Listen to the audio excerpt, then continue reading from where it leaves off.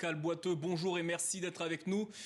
Au moment où l'on se parle, quelle est la situation à Kiev? Bonjour. Comme vous l'avez dit, Kiev est sous le feu de l'artillerie russe. Kiev résiste. Un missile a été intercepté au-dessus de la gare, comme vous l'avez dit. Centre-ville, ça circule assez normalement. Et les gens s'enrôlent de plus en plus. Les queues pour partir au combat sont de plus en plus longues. Et les gens vont résister. La colonne de chars qui était une trentaine de kilomètres, est à l'arrêt. Et j'ai des informations à vous donner, de bonnes sources.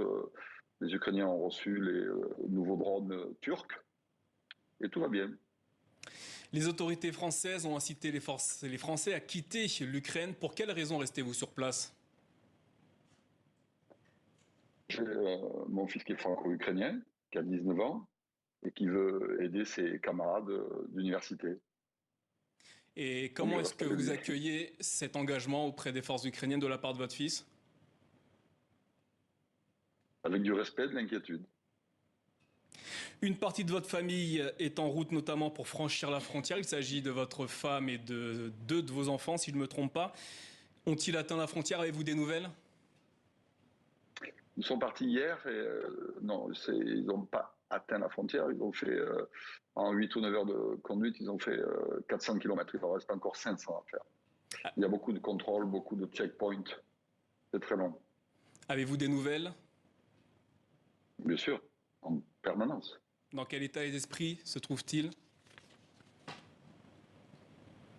Elle est contente, ma femme est contente d'aller amener ma fille dans un sport-études en France, mais son cœur doit être déchiré de laisser son fils. Et puis un peu son mari aussi. Pascal Boiteux, merci d'avoir répondu à nos questions et bien évidemment, faites attention à vous.